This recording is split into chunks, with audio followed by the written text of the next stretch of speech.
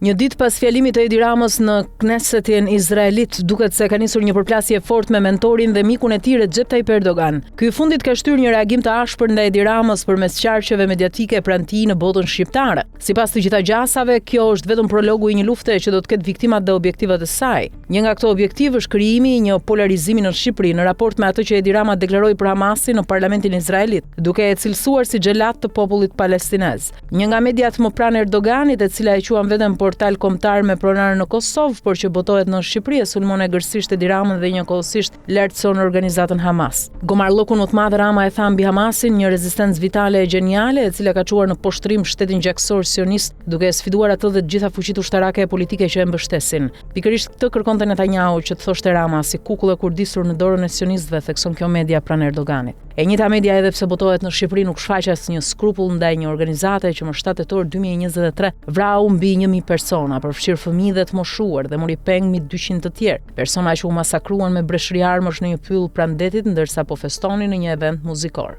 Si mund të quhet rezistencë një organizatë që vret në gjak të ftohtë? Kështu e quajnë qendrat politike që e financojnë dhe e strehojnë, ku shërbimi sekret turk MIT konsiderohet një nga mbështetësit kryesor në aktivitet. I njëjti shërbim që ka financuar dhe rekrutuar gazetarë fanatik të xhihadit, të cilët glorifikojnë vrasjen e civilëve të pafajshëm. Por nuk mbaron këtu, pasi mediat pranë Erdoganit e quajnë Hamasin qendrestar, ndërsa shqiptarët i etiketojnë si frikacak që ikin nga regjimi i Edi Ramës. Rezistenca palestineze përballë një prej ushtrive më mizore pushtuese ka shfaqur një genialitet të pashembull, si në ndërtimin e tuneleve ashtu edhe në taktikat e luftës, duke turpruar një ushtri që paraqitej si moderne. Ndaj kjo ushtri moderne u detyrua të vrasë gra dhe fëmijë, pra të ushtrojë gjenocid, duke u zhytur njëkohësisht në një krizë të brendshme, reflektuar në dhjetrave të vrasje të ushtarëve dhe oficerëve për shkak të traumave psikologjike. Ndërsa Rama në detyrën e tij për të mirë qeverisur Shqipërinë dhe për ta reformuar atë, ka dështuar keqazi duke e lënë vendin më keq se sa e mori në vitin 2013, shkruan kjo media. Populli i Gazës nuk ikën prej Hamasit, ndërsa shqiptarët e braktisin Shqipërinë e qeverisur prej Ramës. Ja, ky është dallimi. Hamasi e nxit popullin ta dojë tokën e tij, edhe me sakrifica dhe gjak foshnjësh, ndërsa Rama i çon shqiptarët drejt urrëties pra dheun e tyre vijon artikulli. E gjithë kjo përbën një palaçollok të rënd propagandistik, edhe pse brenda tij ka element real, si masakra në Gaza, e cila duhet dënuar, ashtu si duhet dënuar edhe tmerri i shtatetorit. Situata tregon përpjekje për të krijuar një polarizim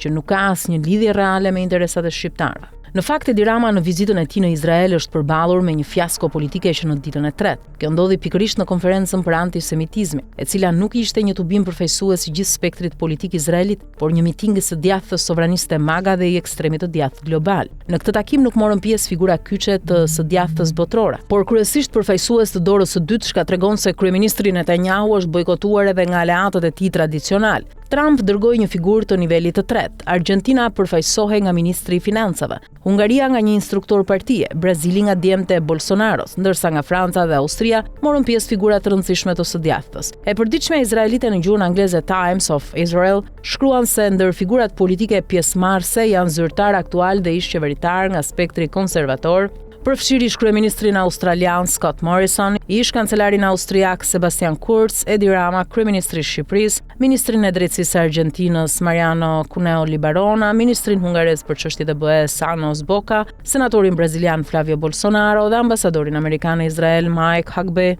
Lista përfshin gjithashtu autorin dhe regjisorin Dinesh D'Souza, juristën britanike Natasha Hosdorf, drejtorin ekzekutiv të Babylon Bee Seth Dillon dhe ish-minis Izraelin Noah Kocha. Edi Rama, lideri i Partisë Socialiste Shqiptare, gjendet në një listë ku dominojnë figurat të së djathtës ekstreme. Asnjë parti e majtë europiane nuk ka takuar Netanyahun, madje shumë prej tyre kanë deklaruar se do ta arrestonin nëse shkel në territorin e tyre. Sa do të ndikojë kjo pozicionin në të ardhmen e Partisë Socialiste në Internacionalen Socialiste dhe Partinë Socialiste Europiane mbetet për tu parë. Zërat flasin për reagime të forta, ndoshta edhe përjashtim, por kjo kërkon një analizë më vete.